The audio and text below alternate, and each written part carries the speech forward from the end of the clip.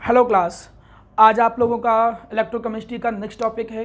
इस next topic में जो आज हम लोग कवर करेंगे that is Kohlrausch law and its application. Kohlrausch law और इसकी एप्लीकेशन पर जाने से पहले प्यारा बेटा हम एक कुछ छोटी सी चीज़ और बेसिक चीज़ों के बारे में थोड़ा समझेंगे और दैट इज वो है क्या, पहले उसके बारे में देखते हैं।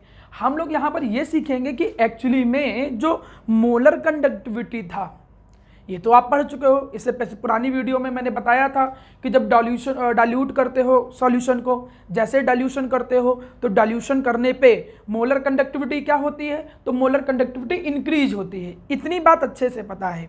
मतलब आपको जब ये पता है कि मोलर कंडक्टिविटी डाल्यूशन पे इंक्रीज करती है, लेकिन स्ट्रॉन्ग इलेक्ट्रोलाइट और वीक इलेक्ट्रोलाइट इन दोनों के केस में कहानी थोड़ी सी बदलती है। इंक्रीमेंट दोनों में होगा, लेकिन कैसे इंक्रीमेंट होगा ये थोड़ा सा समझने वाला हिस्सा है।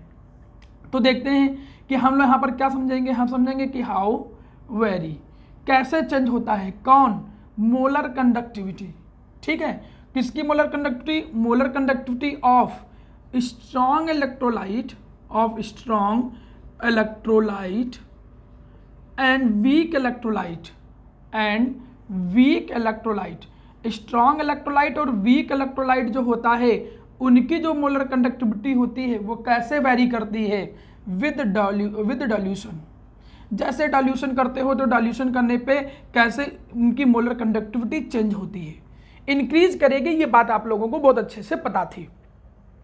अब प्यारा बेटा पहली बात तो ये एक नंबर में कभी कभी क्वेश्चन आ जाता है, जैसे पिछले एक साल बोर्ड में आपसे ये चीज़ें पूछी गई थी। तो अब वेरिएशन की अगर मैं बात करूं तो पहले मैं ग्राफिकली इसको रिप्रेजेंट करूंगा।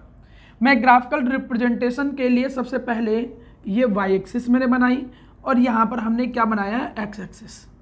किसका वेरिएशन देखना है? मोलर कंडक्टिविटी का। तो यहाँ पर हम लोगों ने क्या मेरा प्यारा बेटा मेंशन किया? Molar conductivity. यूनिट आप लोगों को पता है Simon centimetre square mole inverse. Clear है बेटा? यहीं पे हम यहाँ पर क्या लेके चलेंगे? कंसंट्रेशन और उसका स्क्वायर रूट। तो ये कंसंट्रेशन को रिप्रेजेंट करता है। और यहाँ पर वाई एक्सिस में हम लोगों ने क्या किया? Molar conductivity. अब प्यारा बेटा एक बात समझो कि हमें दो केस समझने हैं, एक तो स्ट्रॉन्ग इलेक्ट्रोलाइट और एक वीक इलेक्ट्रोलाइट। इनका वेरिएशन कैसे चेंज होगा? जब कंसंट्रेशन बदलते हो या डाल्यूट करते हो सॉल्यूशन को। डाल्यूशन करने का मतलब आप इस तरफ जाओगे, क्योंकि जब डाल्यूट करते हो तो कंसंट्रेशन कम होता है ना। तो कंसंट्रेशन कम होने का मतलब आपको ग्राफिकली किधर बढ़ना है? एक्स एक्सिस में आपको राइट से लेफ्ट की तरफ आना है, तब चीज़ें डाल्यूट होंगी। अगर मैं वेरिएशन की बात करूं स्ट्रॉन्ग और वीक इलेक्ट्रोलाइट की, तो देखिए स्ट्रॉन्ग इलेक्ट्रोलाइट कुछ इस तरीके से वेरी करता है, ध्यान दीजिएगा। ये स्ट्रॉन्ग इलेक्ट्रोलाइट का वेरिएशन है। इंक्रीज तो दोनों होंगे, ये बात तो दिमाग में बैठा लो। तो यहाँ पर मेरा प्यारा बच्चा क्या आया? स्ट्रॉन्ग इलेक्ट्रोलाइट का आया वेरिएशन। ठीक, और ये भी देखो इंक्रीज कर रहा है। क्लियर?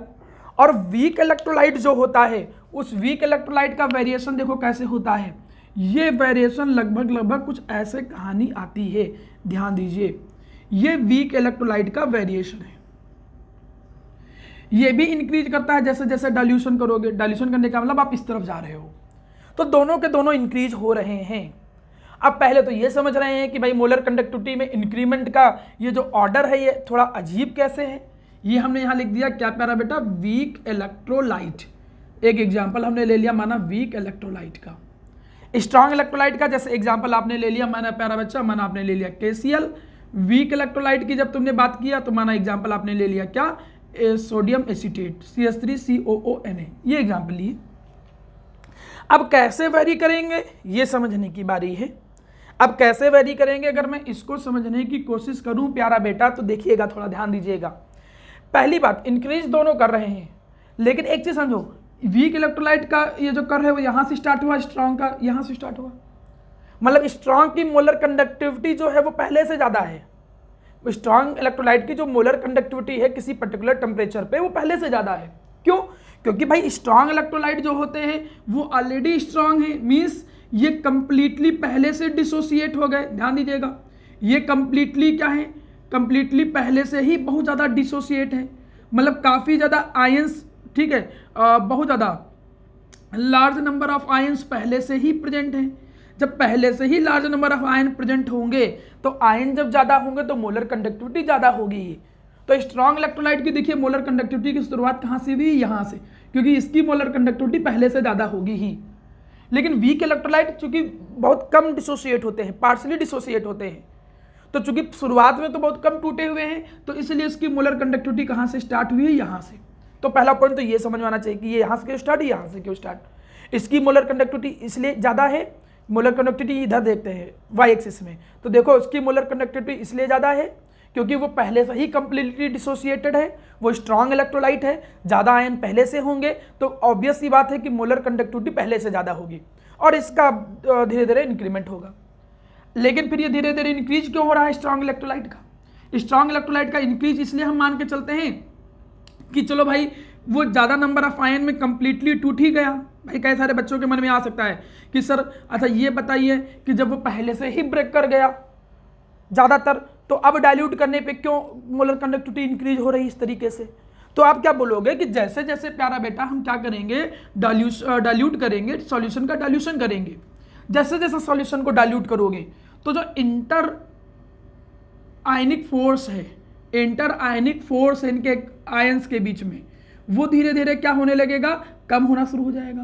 भाई ये चीज़ तो बहुत अच्छे से पता होगी, जो आयंस के बीच में अट्रैक्शन फोर्स होते हैं प्यारा बेटा, इन अट्रैक्शन फोर्स की अगर हम बात करें तो अट्रैक्शन फोर्स के Q1 Q2 divided by are square, यहाँ के क्या होता था 1/4 पाई एप्सिलॉन नॉट। ठीक, अगर मैं डाइलेक्ट्रिक कांस्टेंट की बात करूं तो वाटर का एयर के कंपेयर में ज़्यादा होता है, मतलब जैसे जैसे तुम पानी मिलाते जाओगे वैसे वैसे अट्रैक्शन फोर्स इनके बीच में आयन का कमज़ोर होता जाएगा।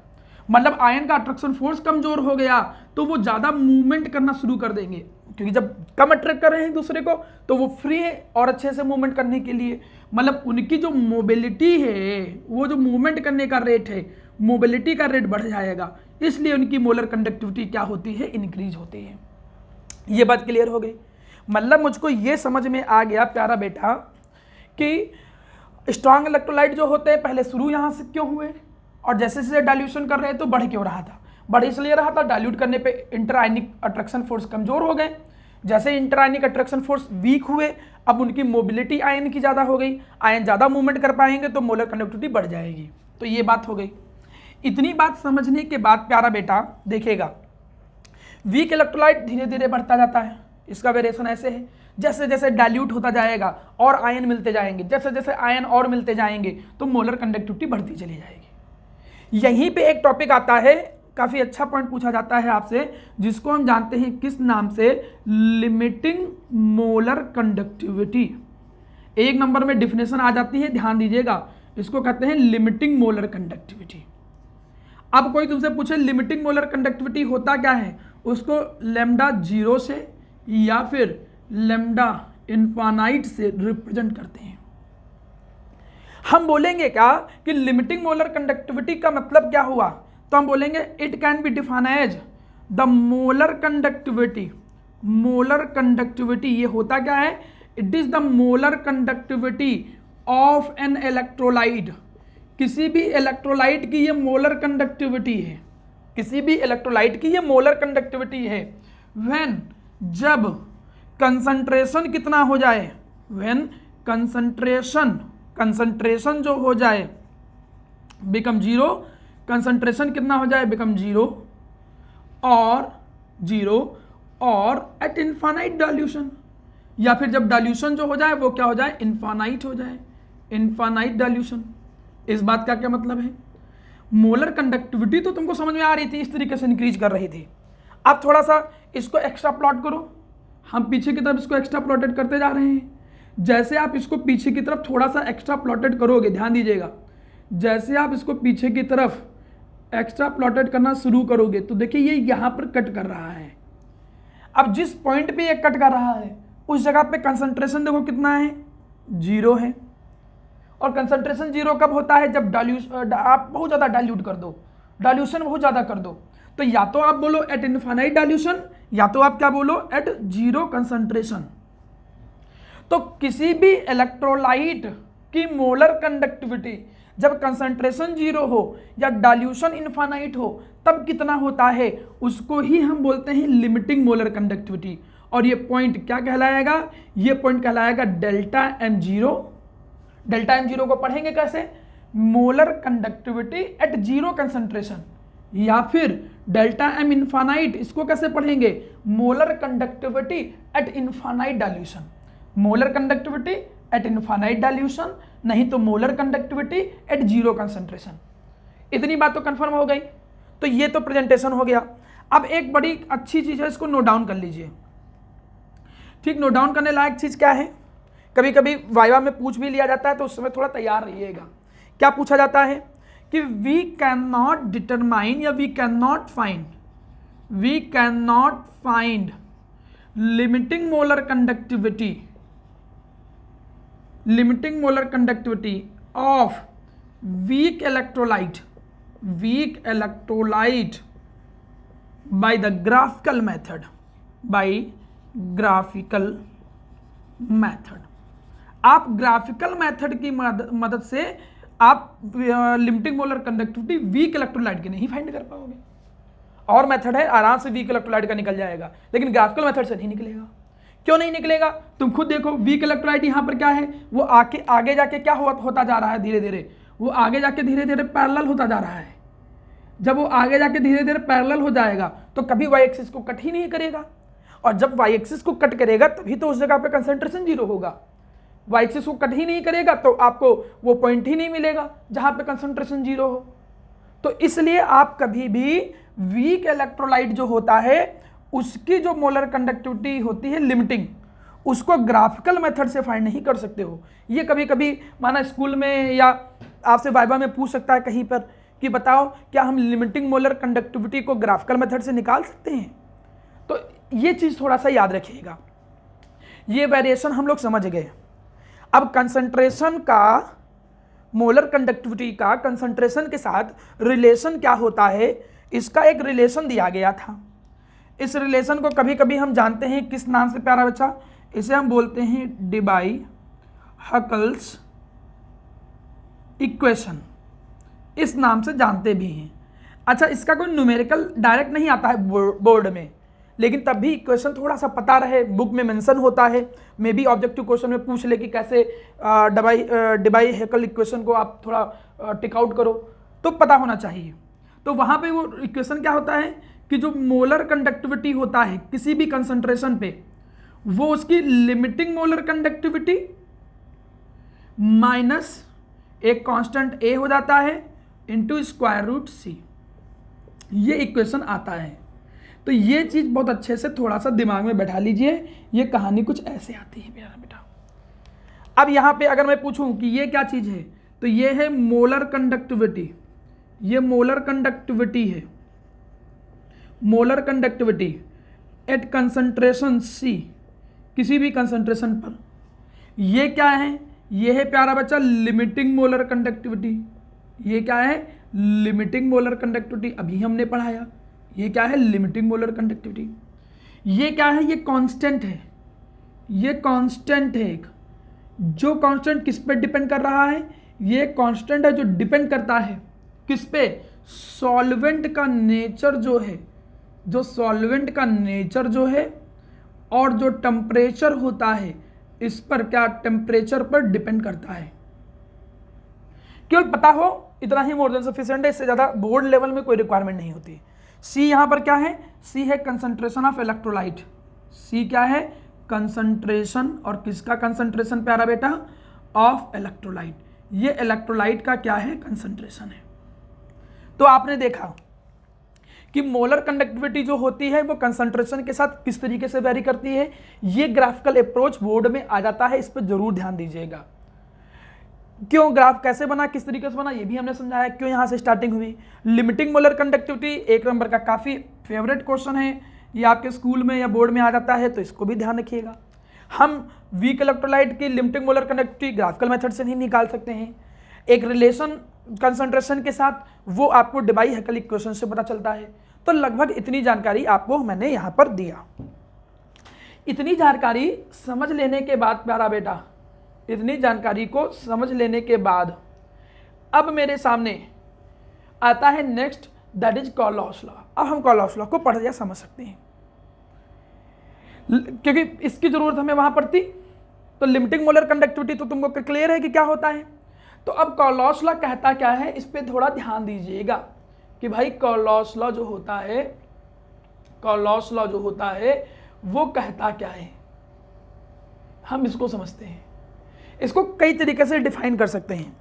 जैसे एक तो डिफिनेशन ये कहता है कि according to it, Kohlrausch law ये कहता है, इट स्टेट दैट, कि जो लिमिटिंग मोलर कंडक्टिविटी है, ध्यान दीजिएगा, पहले ये समझेंगे फिर आसान वाला समझेंगे, कि जो लिमिटिंग मोलर कंडक्टिविटी है, limiting molar conductivity of electrolyte, कोई भी जो इलेक्ट्रोलाइट है उसकी जो लिमिटिंग मोलर कंडक्टिविटी है, आप इलेक्ट्रोलाइट भी कहें या तो फिर आप ऐसे कह सकते हो, limiting molar conductivity of an ion, किसी भी आयन की लिमिटिंग मोलर कंडक्टिविटी, और ये आयन किसका है, ऑफ एन इलेक्ट्रोलाइट, किसी भी इलेक्ट्रोलाइट का ion, the limiting molar conductivity of an ion of an electrolyte, ठीक है, कंट्रीब्यूट इट्स ओन, मतलब एक कोई भी, जैसे एक ऐसे समझो, हमने कहा हमारा लिमिटिंग मोलर कंडक्टिविटी जो है NaCl की है, निकालना है। अब इसके आयन ये हैं कैटायन एनायन, तो ये किसके बराबर होता है, limiting molar conductivity of Na plus किसके बराबर होता है, limiting molar conductivity of Cl minus. मतलब जो इंडिविजुअल आयन की लिमिटिंग मोलर कंडक्टिविटी होती है उसका खुद का कंट्रीब्यूशन होता है टोटल लिमिटिंग मोलर कंडक्टिविटी निकालने में। ये जो उस पर्टिकुलर आयन की लिमिटिंग मोलर कंडक्टिविटी है वो दूसरे आयन की प्रेजेंस से फर्क उसको नहीं पड़ता है। तो हमने क्या कहा कि limiting molar conductivity of an ion of an electrolyte contribute of its own, वो खुद का अपना कंट्रीब्यूशन रखता है, ठीक है। और किसमें कंट्रीब्यूट इट्स ओन, किसमें, इन limiting molar conductivity of an electrolyte, limiting molar conductivity of an electrolyte, जो उस इलेक्ट्रोलाइट की टोटल लिमिटिंग मोलर कंडक्टिविटी है, ध्यान दीजिएगा, उस इलेक्ट्रोलाइट की जो टोटल लिमिटिंग मोलर कंडक्टिविटी है उसमें उसके जो आयन होते हैं उनका कंट्रीब्यूशन खुद का होता है, ठीक है। इट नॉट डिपेंड, वो नहीं डिपेंड करता है in presence of another ion, दूसरे आयन की प्रेजेंस पे वो डिपेंड नहीं करता है। अब चूंकि ये डेफिनेशन बड़ा अजीब जैसी लग रही है, इसकी डेफिनेशन थोड़ा हम कॉम्प्लिकेटेड लग रही है, बस सीधा सीधा मैं पहले समझा भी दूं क्या कह रहा था। मैं ये कह रहा था कि जो किसी भी इलेक्ट्रोलाइट, जैसे इलेक्ट्रोलाइट है NaCl, इसकी जो लिमिटिंग मोलर कंडक्टिविटी है उसमें उसके आयन का कंट्रीब्यूशन होता है, होता है, और इस आयन का अपना खुद का कंट्रीब्यूशन है। खुद का कंट्रीब्यूशन का मतलब अगर इस Na+ की लिमिटिंग मोलर कंडक्टिविटी 50 है तो 50 ही रहेगी, ये नहीं कि Cl है तो 50 है, Br है तो कुछ और है। अगर वो NaBr होता तब भी इसका खुद का जो लिमिटिंग मोलर कंडक्टिविटी है वो 50 ही रहेगी। यहाँ अगर हम माना लिमिटिंग मोलर बगल में Br प्रेजेंट है, Br-, तो ये नहीं कि उसके कारण इसका कंट्रीब्यूशन कम या ज़्यादा हो जाएगा। एक पर्टिकुलर आयन का जो कंट्रीब्यूशन होता है total limiting molar conductivity of electrolyte में वो फिक्स होता है, वो दूसरे आयन से उसको फर्क नहीं पड़ता है। ये चीज़ बड़ी बच्चों को कभी कभी कॉम्प्लिकेटेड लैंग्वेज लगती है, लेकिन जब उसको 2-3 बार पढ़ोगे तो समझ में आ जाएगा। अगर आप ऐसे नहीं चीज़ों को एक्सप्रेस कर सकते हो, ऐसा नहीं बताना चाह रहे हो, थोड़ा आसान भाषा में इसको एक्सप्लेन करना चाहते हो, तो आप इसको ऐसे एक्सप्लेन कर सकते हो। क्या जो भी नीचे देखा था हमने लिखा, आप ऐसे बोल सकते हो कि अकॉर्डिंग टू इट, जो लिमिटिंग मोलर कंडक्टिविटी होती है, according to it limiting molar conductivity of an electrolyte, किसी भी इलेक्ट्रोलाइट की जो लिमिटिंग मोलर कंडक्टिविटी होती है, the limiting molar conductivity of an electrolyte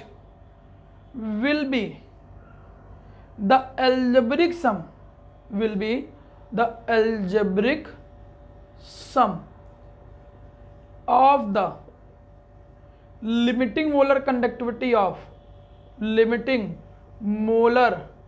conductivity of, limiting molar conductivity of its ions. ठीक, मतलब किसी इलेक्ट्रोलाइट की जो टोटल लिमिटिंग मोलर कंडक्टिविटी होती है वो उसके आयन की लिमिटिंग मोलर कंडक्टिविटी के एल्जेब्रिक सम के बराबर होता है। ये थोड़ा सा आसान भाषा है। तो अब लॉस लॉ आता है तो आप इस तरीके से चीज़ों को याद कर सकते हो। कैसे? जैसे माना लिमिटिंग मोलर कंडक्टिविटी मुझे लिखनी है NaCl की, तो किसी भी इलेक्ट्रोलाइट की जो लिमिटिंग मोलर कंडक्टिविटी है वो उसके कैटायन की जो लिमिटिंग मोलर कंडक्टिविटी है प्लस जो उसके एनायन की लिमिटिंग मोलर कंडक्टिविटी है उनके एल्जेब्रिक सम के बराबर होगा। लेकिन अगर कोई इलेक्ट्रोलाइट ब्रेक कर रहा है तब कहानी थोड़ी बदलेगी। मतलब इलेक्ट्रोलाइट ब्रेक कर रहा है और उसमें कैटायन और एनायन के नंबर्स डिफरेंट हो रहे हैं। जैसे एक जनरल फॉर्म में मैं बोलूं AXBY मैंने बोला तो AXBY हमने कहा कुछ इस तरीके से ब्रेक होगा। X आयन होंगे A के, Y आयन होंगे B के, ये वाला चार्ज इस पे जाएगा और ये वाला चार्ज इस पे आएगा। ठीक, तो इस कंडीशन में देखो भैया, इस कंडीशन में जो लिमिटिंग मोलर कंडक्टिविटी होगी इस इलेक्ट्रोलाइट की AXBY, ये फ्रेमिंग बड़ी काम की चीज़ है, ये आना चाहिए क्वेश्चन के लिए। ये किसके बराबर होगा? ये लिमिटिंग मोलर कंडक्टिविटी, पहले तो जो कैटायन है, कैटायन यहाँ पर कौन सा है AY प्लस, इसके बराबर होगा, प्लस एनायन की लिमिटिंग मोलर कंडक्टिविटी कौन है BX माइनस, इसके सम के बराबर होगा। लेकिन इनके जो नंबर हैं वो मल्टीप्लाई करना पड़ेगा, but provided the coefficient with the multiples, वो उनके मल्टीपल के फॉर्म में लिखना पड़ेगा। मतलब यहाँ पर x मल्टीप्लाई हो जाएगा, यहाँ पर y कितने हैं, ये चीज़ बड़े काम की चीज़ है। इसको समझाने के लिए, इस चीज़ को समझाने के लिए मैं एक एग्जाम्पल देता हूँ, उससे ज़्यादा चीज़ें समझ में आएंगी। सिंपल एग्जाम्पल देता हूँ उसके जैसा। जैसे एक एग्जाम्पल मैं दूँ, माना तुम्हें लिमिटिंग मोलर कंडक्टिविटी निकालनी है किसकी, Al2O3 की। अब फ्रेमिंग करना, पहले तो देखो इलेक्ट्रोलाइट ब्रेक कैसे होता है। Al2O3 ब्रेक कैसे होगा, 2 एल्युमिनियम है तो 2 एल्युमिनियम के आयन, 3 ऑक्सीजन है तो 3 ऑक्सीजन के आयन, ये चार्ज इस पे जाएगा 3 पास 2, ये चार्ज इस पे जाएगा 2 नेगेटिव, बीच में प्लस। ब्रेक कैसे होता है ये फाइंड पता होना चाहिए। तो आप खुद देखो लिमिटिंग मोलर कंडक्टिविटी इस इलेक्ट्रोलाइट की किसके इक्वल होगी, लिमिटिंग मोलर कंडक्टिविटी जो कैटायन की है उसके प्लस लिमिटिंग मोलर कंडक्टिविटी जो है किसका, जो एनायन का है, इनके सबके एल्जेब्रिक सम के बराबर होगा। लेकिन जो उनके कोफिशिएंट हैं उनको आप मल्टीप्लाई जरूर कराओगे, इनके जो कोफिशिएंट हैं उनको आप क्या कराओगे, मल्टीप्लाई कराओगे। अब आप कोई भी फ्रेमिंग कर सकते हो। जैसे प्यारा बेटा मैं आपसे कहूं कि तुम limiting molar conductivity sodium sulphate की इसकी लिख के दिखाओ, तो टूटेगा कैसे, खाली ये चेक करना है, 2Na प्लस SO4 2 माइनस, तो आप फ्रेम कर ले जाओगे क्या, limiting molar conductivity of Na plus plus limiting molar conductivity of SO4 2 minus. लेकिन चूंकि Na के 2 आयन है Na प्लस के, तो 2 से मल्टीप्लाई करोगे। सिमिलरली लिमिटिंग मोलर कंडक्टिविटी माना तुम्हें निकालनी है किसकी, सोडियम एसीटेट की। ठीक, तो किसकी, एस्टिक एसिड ही ले लेता हूं, किसके बराबर हो जाएगा, limiting molar conductivity of acetate ion anion plus limiting molar conductivity of H plus. इस तरीके से आपको फ्रेमिंग आनी चाहिए। अगर फ्रेमिंग कर लिया तो एक आसान क्वेश्चन तो आप आराम से इसका न्यूमेरिकल सॉल्व कर ले जाओगे। तो मैंने सिखाया कॉलॉस लॉ क्या होता है। पहले तो लिमिटिंग मोलर कंडक्टिविटी क्लियर हो गया। लिमिटिंग मोलर कंडक्टिविटी जब कंसंट्रेशन 0 हो तब कितनी मोलर कंडक्टिविटी होती है। कॉलॉस लॉ क्या कहता है कि किसी भी इलेक्ट्रोलाइट की जो लिमिटिंग मोलर कंडक्टिविटी है वो उसके कैटायन और एनायन की लिमिटिंग मोलर कंडक्टिविटी के एल्जेब्रिक सम के बराबर होता है, प्रोवाइड मल्टीपल या जो कोफिशिएंट जो जितने भी नंबर ऑफ आयन हैं वो हम उनको मल्टीपल की फॉर्म में जरूर मल्टीप्लाई करके दिखाएंगे आयन के साथ, जो यहाँ से और यहाँ से आपको समझ में आ गया होगा। या दूसरा ये वाली भाषा अगर समझनी हो तो किसी भी इलेक्ट्रोलाइट की लिमिटिंग मोलर कंडक्टिविटी के अंदर, किसी भी इलेक्ट्रोलाइट की लिमिटिंग मोलर कंडक्टिविटी में उसके कैटायन और एनायन का अपना इंडिविजुअल कंट्रीब्यूशन होता है। दूसरा कौन सा आयन है उससे इसको फर्क नहीं पड़ता है। तो ये दो भाषा में आप कॉलॉस लॉ को समझ सकते हो। अब अगर कॉलॉस लॉ को समझ लिए हो तो उसकी एप्लीकेशंस को हम न्यूमेरिकल की फॉर्म में सीखेंगे। लेकिन न्यूमेरिकल की फॉर्म में सीखने से पहले कुछ बेसिक चीज़ें सिखा दूँ। जब इसकी न्यूमेरिकल अप्रोच में जाओगे तो देखो न्यूमेरिकल अप्रोच में कैसे कैसे कहानियाँ मिलेंगी, ध्यान दीजिएगा। कभी कभी इसको मैं रफ कर दे रहा हूँ, ध्यान दीजिए। कभी कभी तो न्यूमेरिकल बहुत आसान मिल जाता है प्यारा बेटा। न्यूमेरिकल बहुत आसान मिलने का मतलब जैसे अभी मैं आपको मेंशन कर दे रहा हूँ, कॉलोस लॉ तो थोड़ा सा समझ में आपको आ गया होगा।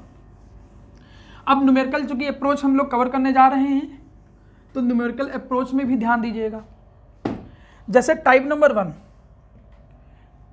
वन के क्वेश्चन में क्या हो जाता है कि क्वेश्चन बड़ा आसान हो जाता है, सब कुछ दे रखा है। क्वेश्चन ऐसे कहेगा, find limiting molar conductivity of sodium sulphate, ठीक, if limiting molar conductivity of Na plus is 50 siemens centimetre square mole inverse and limiting molar conductivity of sulphate ion this is 20 siemens centimetre square mole inverse.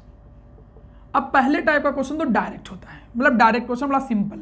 जैसे ऐसा question आ जाए तुरंत मुस्कुराओ कि भैया question बड़ा simple आ गया है, कुछ करना ही नहीं ज़्यादा। क्या करना है, बस फ्रेम कर दो। कॉलोस लॉ के अकॉर्डिंग फ्रेमिंग करोगे तो Na2SO4, जैसे फ्रेमिंग करोगे तो एल्जेब्रिक सम के बराबर होगा लिमिटिंग मोलर कंडक्टिविटी के, किसके, कैटायन के, और भाई किसके, एनायन के। ऐसे ही तो करोगे, कुछ अलग चीज तो करोगे नहीं। और जितने आयन में टूटता है ये 2Na प्लस देगा तो उससे मल्टीप्लाई तो करना ही पड़ेगा। अब मल्टीप्लाई कर दीजिए, 2 इंटू Na प्लस की वैल्यू कितनी दे रखी थी, 50, उसकी वैल्यू कितनी दे रखी थी, 20। पूरा सॉल्व कर लो तो ये कितना आ जाएगा, 120 साइमन सेंटीमीटर स्क्वायर मोल। अब कहां से कठिन है बताओ। जब ये कर लिए तो देखो टाइप नंबर 2 का क्वेश्चन देखो। टाइप नंबर 2 वाले क्वेश्चन में थोड़ी सी नौटंकी करेगा, मतलब फ्रेमिंग डायरेक्ट नहीं देके छिपा के फ्रेमिंग देगा, मतलब दूसरे तरीके से फ्रेमिंग को थोड़ा सा हाइड कर देगा। जैसे मैं ऐसे कह दूं कि find limiting molar conductivity of water की लिमिटिंग मोलर कंडक्टिविटी निकालो। If limiting molar conductivity of H plus is 100, ये मैं अपने आप मान के चल रहा हूँ बेटा, जरूरी नहीं कि इतनी वैल्यू हो ही, ठीक, इतनी। And limiting molar conductivity of, थोड़ा सा मैं चेंज कर रहा हूँ, ये हमने क्या लिया माना HCl की। And limiting molar conductivity of NaOH 50 siemens centimetre square mole inverse and limiting molar conductivity of NaCl की 30 Simon centimetre square mole inverse. अब क्वेश्चन ऐसे आया, ये थोड़ा सा फ्रेमिंग अजीब है, गड़बड़ा दिया गया, क्योंकि अगर हमको लिमिटिंग मोलर कंडक्टिविटी निकालनी होती किसकी प्यारा बेटा, वाटर की, तो आपको पता है वाटर टूटता कैसे है, H प्लस OH माइनस में। तो ये किसके बराबर होता है, limiting molar conductivity of H plus, और प्लस किसके बराबर होता है, limiting molar conductivity of OH minus. जैसे डायरेक्ट क्वेश्चन कैसे था, इसकी वैल्यू भी दे रखी थी, इसकी वैल्यू भी दे रखी थी, लेकिन चूंकि अब इसकी वैल्यू नहीं दी है, बदल के इलेक्ट्रोलाइट दे दिए हैं, तो अब आपको इन इलेक्ट्रोलाइट को कुछ ऐसे फ्रेम करना पड़ेगा कि इसमें वो कन्वर्जन आ जाए। देखिए कैसे, जैसे अगर मैं इसको ऐसे लिखूं, limiting molar conductivity of water, मैं इसमें लिमिटिंग मोलर कंडक्टिविटी, देखिए ध्यान दीजिए, इसमें है क्या, इसमें हमको चाहिए क्या, एक H प्लस चाहिए, ये ध्यान दोगे तो अपने आप क्वेश्चन हो जाएगा। इसमें हमको चाहिए कि क्या, एक H प्लस चाहिए और एक OH माइनस, ये हमको चाहिए ही चाहिए, ये हमको रिक्वायर्ड है इनकी लिमिटिंग मोलर कंडक्टिविटी। तो H प्लस देखो मिलेगा किसके अंदर, इसके अंदर, तो ये तो प्लस में लेके चलना पड़ेगा, तो ये limiting molar conductivity of HCl ले लो। और क्या चाहिए, OH, तो OH किसके अंदर है, इसके अंदर, तो इसको भी ऐड कर लो, limiting molar conductivity of NaOH। Clear. मैं इनफाइनाइट और जीरो दोनों लिख सकता हूँ, कंफ्यूज मत होइएगा, कई सारे बच्चे कंफ्यूज हो जाएंगे कि सर ये इनफाइनाइट जीरो एक ही चीज़ है, जीरो कंसंट्रेशन या इनफाइनाइट। अगर जीरो यूज करो तो जीरो यूज करो, इनफाइनाइट यूज करो तो इनफाइनाइट यूज करो। अब इसमें जो एक्स्ट्रा तुमने देखो ऐड कर लिया है, H चाहिए ही था, OH चाहिए था, Cl और Na ये एक्स्ट्रा आ गया है। तो जैसे ही तीसरा टर्म घटाओगे तो इसमें Na+ की और Cl की कंडक्टिविटी घट जाएगी। ये देखो NaCl में इन दोनों की कंडक्टिविटी घट गई। वैल्यू रख दीजिए सीधे, जैसे वैल्यू रखे तो इसमें क्या आ जाएगा, ये 100 प्लस इसका कितना आ जाएगा 50 माइनस इसका कितना आ जाएगा 30, तो कितना आ जाएगा 127 centimetre square mole in answer आ गया। अब दूसरे टाइप के क्वेश्चन के बाद देखिए, कॉलोस लॉ के जितने तरीके के क्वेश्चन आते हैं वो मैं सिखा दे रहा हूं। तो पहला क्वेश्चन तो एप्लीकेशन तो यही है कि लिमिटिंग मोलर कंडक्टिविटी निकालने के काम आता है किसी भी इलेक्ट्रोलाइट की। दूसरा देखो, हमसे कभी कभी डिग्री ऑफ डिसोसिएशन का क्वेश्चन आ जाता है। जब डिग्री ऑफ डिसोसिएशन की बात करेगा तो उसका फॉर्मूला ध्यान देना, ये क्या होता है, molar conductivity at any concentration at particular concentration into molar conductivity eight 0। ये एक रिलेशन बड़े काम की चीज है। ये इसमें ये चीज क्या है, देखो ये क्या है मेरा बच्चा, ये है डिग्री ऑफ डिसोसिएशन। तो कभी कभी डिग्री ऑफ डिसोसिएशन पूछ लेता है इलेक्ट्रोलाइट की, तो वो किसके बराबर हो जाएगा, ये तो टर्म पढ़े हो, लिमिटिंग मोलर कंडक्टिविटी किसी भी कंसंट्रेशन पे, और ये लिमिटिंग मोलर कंडक्टिविटी।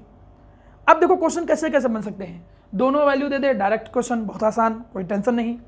अब पता चला ये ना दे, अब पता चला ये ना दे, ये नहीं देगा तो इसका फॉर्मूला होता था, देखो इसका फॉर्मूला क्या होता था, K × 1000 डिवाइडेड बाई C। भाई इसका फॉर्मूला ये होता था।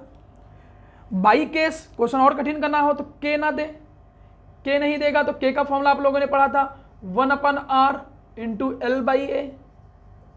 ठीक, अब इस फॉर्मूले में ये A कभी कभी छिपा देता है, तो A बराबर क्या होता है πr², एरिया क्रॉस सेक्शन। ये C ना दे, मोलरिटी ना, मोलर कंसंट्रेशन ना दे, तो इसका भी फॉर्मूला पता तुम्हें है, मोलरिटी क्या होता है WB × 1000 divided by MB × volume in millilitre. अब तुम खुद देखो, क्वेश्चन तुम जैसे चाहो वैसे बना सकते हो। डायरेक्ट क्वेश्चन देना है बहुत आसान, तो ऐसे, अब इसमें ये छिपा दिया तो ये फॉर्मूला लगाओगे, उसके अंदर भी छिपा दिया तो वो फॉर्मूला लगाओगे, उसके अंदर भी कुछ छिपा दिया तो πr² लगाओगे, C भी ना दे तो ये लगाओगे, और पता चला ऊपर तक में भी सारी चीजें छिपा दे और नीचे वाला भी ना दे, तो नीचे वाला कैसे निकालोगे, कॉलोस लॉ से निकालोगे। नीचे वाला फिर किसकी मदद से निकालोगे, कॉलोस लॉ की मदद से निकालोगे। क्या, लिमिटिंग मोलर कंडक्टिविटी कैटायन की ऐड कर दोगे और लिमिटिंग मोलर कंडक्टिविटी एनायन की ऐड कर दोगे। ये भी तो देखो सिखाया दो तरीके से, तो ये भी किसी भी तरीके से पूछ सकता है, ये भी किसी भी तरीके से। डायरेक्ट दे दिया बहुत बढ़िया, नहीं तो उनको निकालना तो पहले ही सीखे थे। तो डिपेंड करता है कि उसको न्यूमेरिकल बनाना कैसे है। तो अगर तुमको सारी चीज़ें अच्छे से क्लियर हैं तो कभी न्यूमेरिकल फंसेगा नहीं। अब देखो टाइप नंबर 4, उसमें कभी कभी डिसोसिएशन कांस्टेंट पूछ लेता है। उसका फॉर्मूला देखो, C∝² 1 - अल्फा। ठीक, तो इससे क्या बोलेंगे, डिसोसिएशन कांस्टेंट बोलेंगे। वैसे डिसोसिएशन कांस्टेंट का फॉर्मूला बोर्ड लेवल में तो यही रट लो, क्योंकि जब भी एसिड यूज करेगा तो मोनो बेसिक, बेस यूज करेगा तो मोनो एसिडिक, उसमें फॉर्मूला बन के यही आ जाता है। जैसे एक मैं सिंपल से एग्जांपल की बात करूं, माना लिखा है CH3COO, Na ही लिख दूं, टूटेगा कैसे, ये CH3COO - Na+ में कंसंट्रेशन शुरुआत में C00, ऐसा पढ़ा होगा आपने इक्विलिब्रियम चैप्टर में 11th में।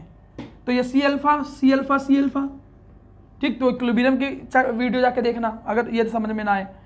अब यहाँ पर आप नॉर्मल Kc का एक्सप्रेशन लिखते थे, ये चूंकि प्योर सॉलिड में है तो पहले प्रोडक्ट के टर्म, ठीक है, सॉरी ये भी एक्वस मीडियम में था, तो पहले प्रोडक्ट के term CH3COO - Na+ divided by क्या आ जाएगा, CH3COO Na, वैल्यू रख दिया C∝ × C∝, C - C∝, तो यहाँ क्या आएगा C² α², C कॉमन ले लो 1 - अल्फा, C कट गया, तो देखो K का फॉर्मूला क्या आया, C∝² 1 - अल्फा।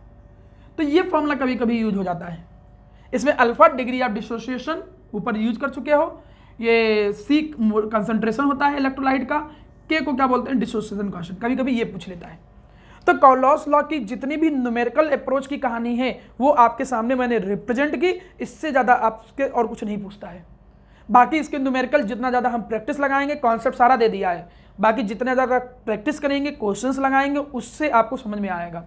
जो मेरा 1-to-1 आपकी क्लासेस होती हैं, और इसके अलावा प्यारा बेटा जो भी आपका जो बुकलेट्स या स्टडी मटेरियल जो मिलता है, उसमें हर एक पर 2-2, 3-3, 4-4 न्यूमेरिकल आपको मिल जाएंगे। न्यूमेरिकल लगाइए, अप्रोच मैंने सारी आपको सिखा दी है। ठीक है, थैंक यू वेरी मच बेटा।